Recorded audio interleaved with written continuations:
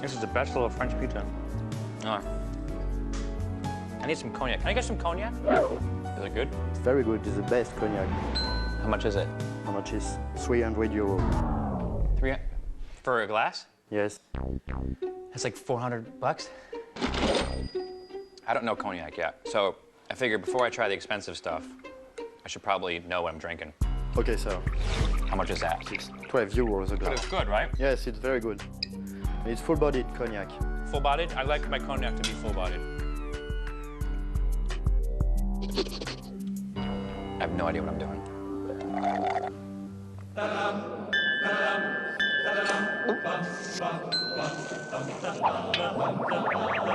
Every night, in every city around the world, it happens. People pour into local watering holes to, well, drink. It's my mission, that's me, to traverse the globe, getting to know these different people and their drinking customs. Bellying up to the bar, and with any luck, making some new friends.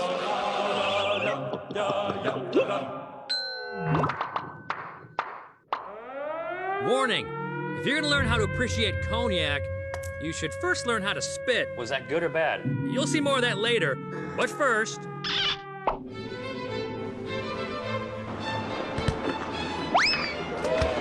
Cognac, not just a drink, but also a region in France. Sound familiar? Remember last time I was in France? Champagne, it's not just a drink, it's also a region in the northeast of France. If you remember that, then you also remember this claim. You can't get a hangover from champagne? No. Well, despite the claims, I got myself a mean hangover in Champagne. And here in Cognac, there's no denying that enough cognac will give me another one. But not if I do things the way they're done here, where the emphasis is on self-control and the appreciation of flavor and artisanship. Rare concepts for this show.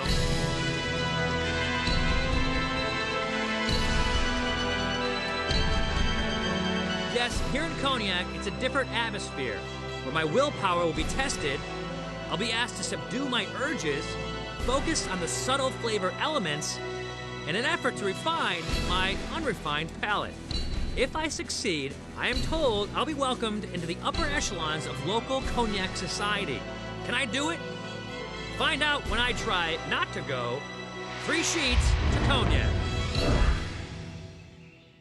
Before getting all refined and hoity-toity, I could stand to let off a little steam in the form of some good old-fashioned hard labor. Maybe something involving hammering, fire, and running. So I begin my journey at the Toronto Tannellery Cooperage, where they make barrels.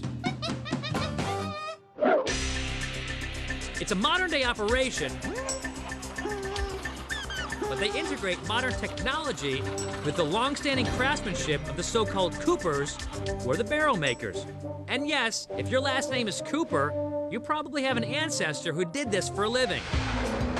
For cognac to be considered cognac, it must be aged in French oak barrels, which is what they make here. The Coopers use select cuts of French oak that have been carefully tapered to achieve the bulbous shape of the traditional cognac barrel. They use steel rings to form and bind them. This one? Yes. And they do so over an open flame. Use of flame, along with periodic hits of water, helps to make the wood pliable. Once the bulge-like form is created, they cook it a little more. Oh, man, that was hot! Woo! The flame also chars the inside of the barrel, which adds to the flavor of the booze during the aging process. Coopers monitor further charring until the inside of the barrel is cooked to perfection. The barrels are eventually capped, sanded, and ready to impart fine French oak flavor to the wines, cognacs, and other drinks they'll soon contain. And while that's all really cool and stuff, probably the coolest part of making barrels is the racing.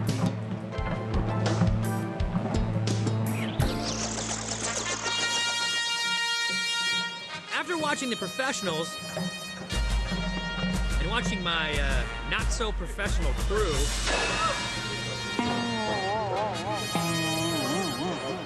I think I'm ready to make a go at barrel rolling greatness. I'm fast. Me too. Oh,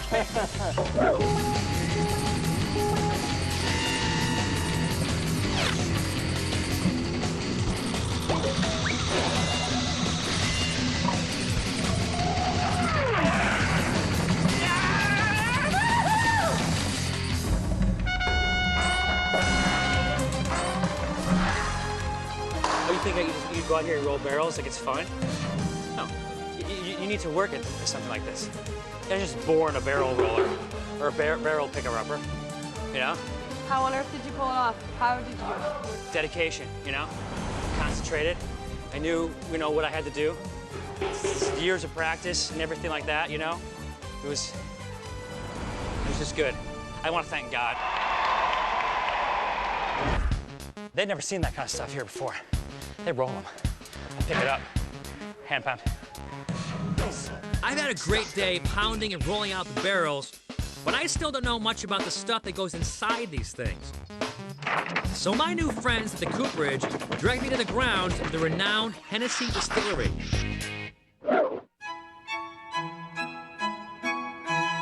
Hennessy Cognac was established in the late 1700s by Richard Hennessy, an Irish mercenary placed in Cognac by the King of France. Renowned throughout the ages as a drink for distinguished gentlemen of yore, distinguished rappers of today, and now the distinguished host of this show.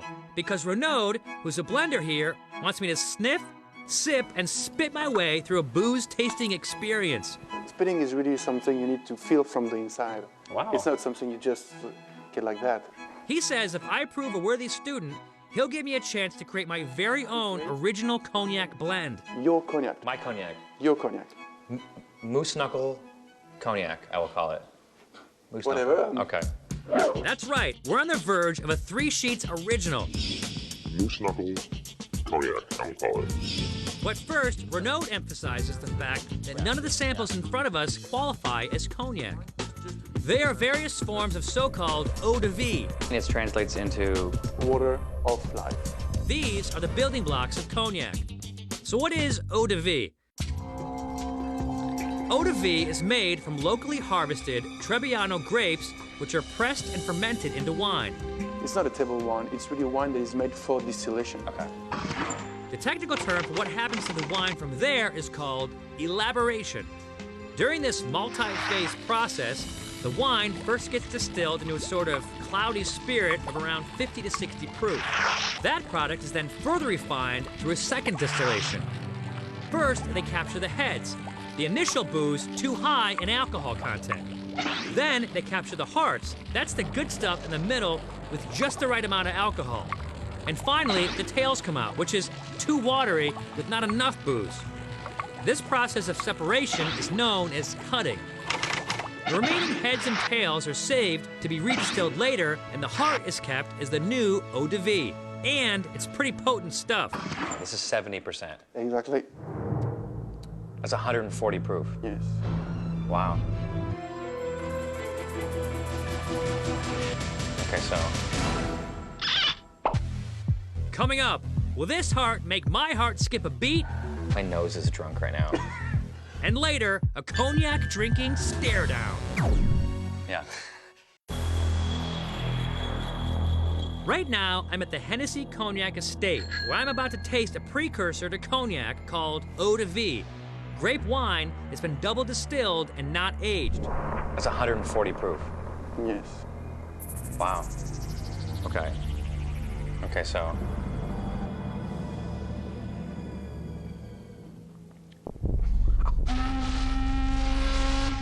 goosebumps. Renaud says that to better detect the flavor nuances of a drink this strong, it's actually better if I don't drink it.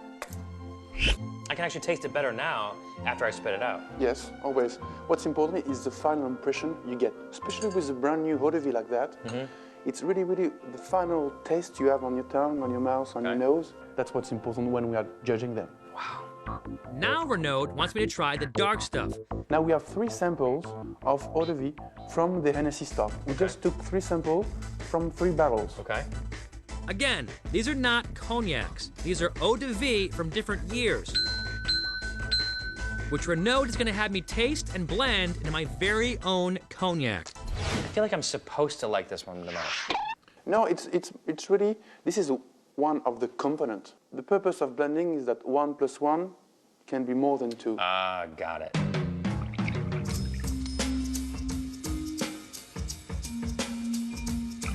So now you have to put your hand on top of it. Yeah? And check it 3 times. It's very important to have 3 times. Okay. 1, 2, 3 sheets, 3 shakes. Now you get a nice aftershave on your hand. Ow. I smell like Grandpa Joe. With some more sampling and tweaking, I finally come up with a perfect moose knuckle blend. Again. Perfect. 2 parts 1983, 1 part 1990, 2 parts 1996. And though he didn't put moose knuckle on the label, I appreciate the rare chance to make my very own blend. This is awesome. You can't have it. Okay, at this point, you might be saying to yourself, Self, this cognac stuff sounds like little more than hard alcohol that's made from grapes. And that means it's brandy. And you know what? Tell yourself you're right. I think the professor has a little explaining to do here. Professor Ace. The mad scientist. All cognac is brandy, but not all brandy is cognac. Some of the things that distinguish cognac from other forms of brandy are the regional grapes, the elaboration process of double distillation and cutting, the aging in French oak barrels, and the blending of various eaux-de-vie. Just like sparkling wines cannot claim the coveted title of champagne unless they are made in Champagne according to strict standards, brandies cannot be called cognac unless they are from the designated region and made according to standards set forth by the Cognac Consortium and the French government. Now, enjoy your moose knuckles, Zane. That's awesome. That is. That's the neatest one yet. Oh my God, that is so cool.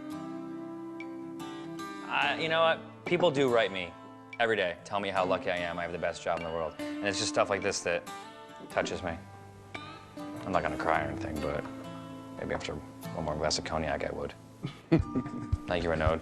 My experience as an understudy to Renaud has been rewarding, but I am still a mere apprentice, a boy among men. Renaud says I must meet with yet another mentor for the next phase of my cognac indoctrination. So I cross the exalted grounds of the Hennessy estate to seek further counsel through the guidance of an esteemed dignitary.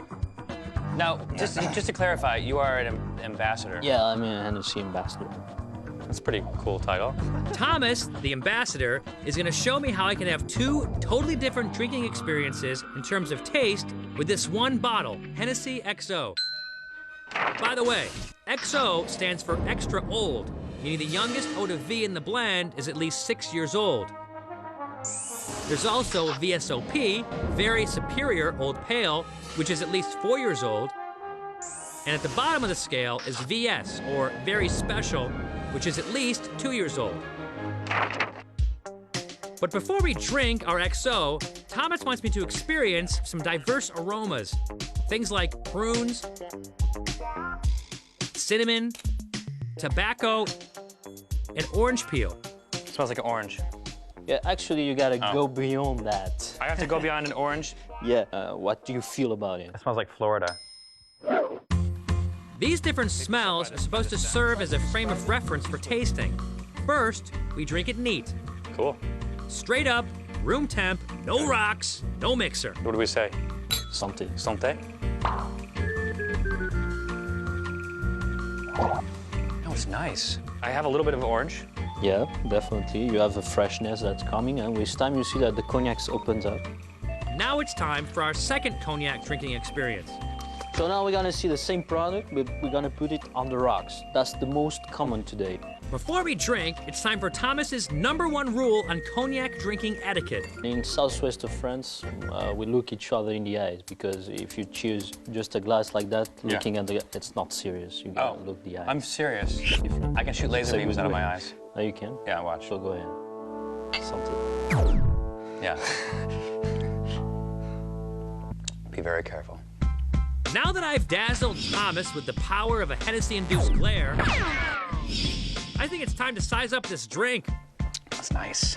So on the rocks, it brings down the alcohol sensation. Okay. It's much easier to drink it. Yeah. It's fresh, so it's nice when it's warm outside. So It definitely tastes different. It's like when you have sake that's colder. Yeah. You change the taste of it. Yeah, you change. Usually you get fresher type of flavors, so you get more the fruitiness of it. Okay, neat and on the rocks. Wow. That's good Hennessy. But Thomas ain't done with me yet. So he takes me out to the veranda for some cocktailing. Are you good at mixing? I'm learning. My not-so-confident bartender is using Hennessy VS, the young stuff, considered okay for mixing.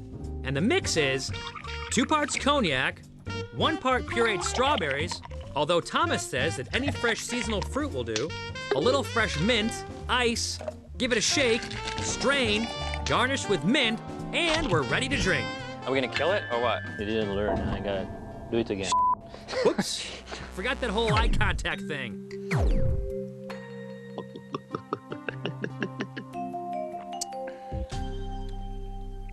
That is a gentleman's drink. Yes, it is a gentleman drink. Not too sweet, but apparently it wasn't supposed to be a gentleman drink. I forgot something. Thomas, what'd you forget? You forgot to put sugar in it? Yeah. What are we gonna do? Actually, Thomas has the perfect solution. I make it drier. Men's, it's drier. Oh, it's a man's drink. And if you want for lady, then you put the sugar. Yeah, you put the sugar in. Yeah. I don't need sugar. I'm a guy. This, see, you did notice how my pinky was firmly planted on the glass. If it had too much sugar in it, when you drink it, it would go like this. Yeah. That's not cool. There you have it. Thomas's old accidental 3-sheets original. 2 parts cognac, 1 part pureed strawberries with mint, shaken and poured over ice, henceforth known as Thomas the Ambassador's Gentleman Cognac Cocktail. Now that I know a thing or two about blending, tasting, and mixing, Thomas says I'm ready to go out into the world and experience cognac for myself. But without my mentors, can I really pull it off? Coming up, I put my training to the test at an illustrious and exclusive drinking club. So,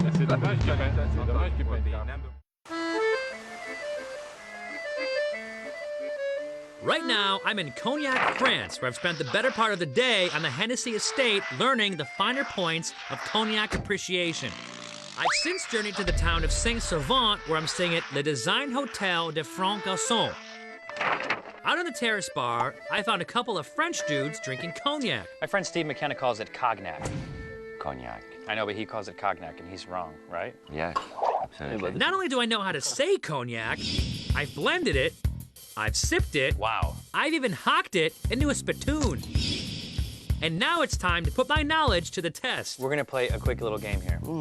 We're each gonna go and say one thing that we smell in this cognac, and the last person who can't come up with something would be the loser of this game.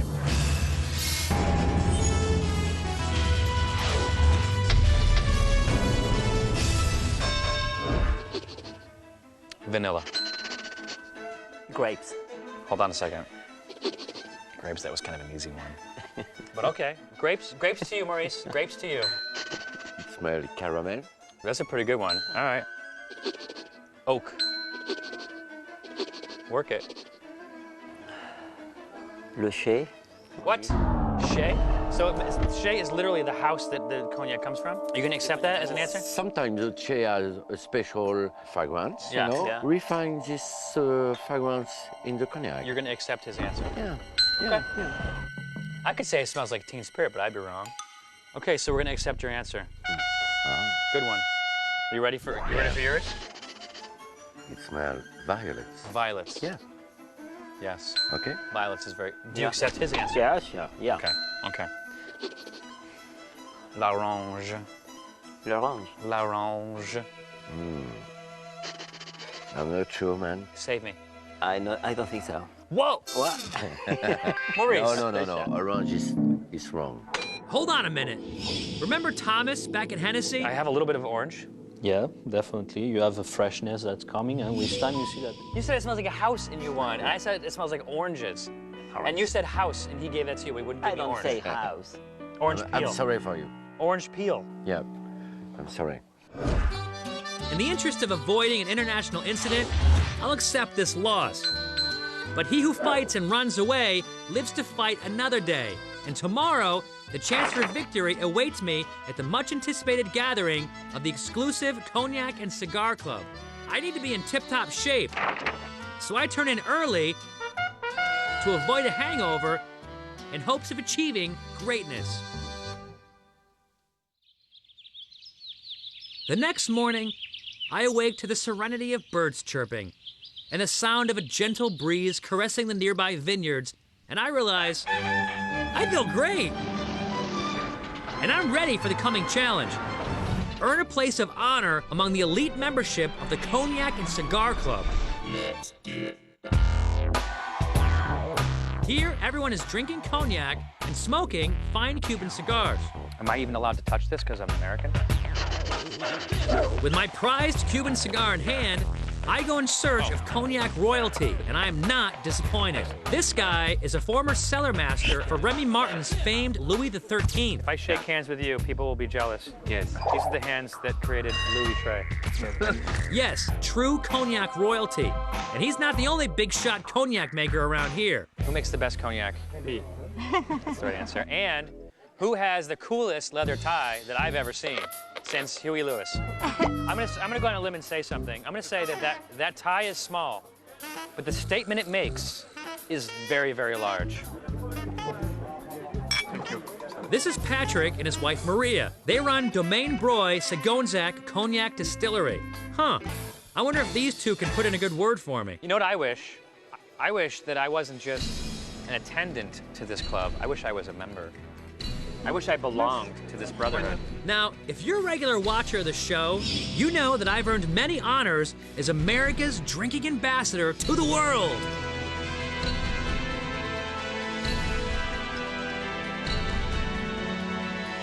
Now the question is, can I earn this esteemed membership? I've spit, sniffed, and sipped. I never chugged. I drank with measured poise. Pressed flesh with the right people, and it's looking like all the hard work has paid off. We all signed this battle. Yes. And now, with this battle, you are a member of. I am now a member of this club. Thank you. I will say that first, I do not deserve this honor. But ever since I was a French boy living in Cuba, I've always wanted to be in a cigar and cognac club, and now the day has come. So I thank you, my brother and sisters. And VSOP! Hey! It's a party. Cheers! That's right, I'm in. I came here a blank slate, a mere sponge ready to absorb information. And cognac, of course. And now I leave this charming villa a man among men. There we go. Thank you. Cognac France. You'll have a barrel of fun.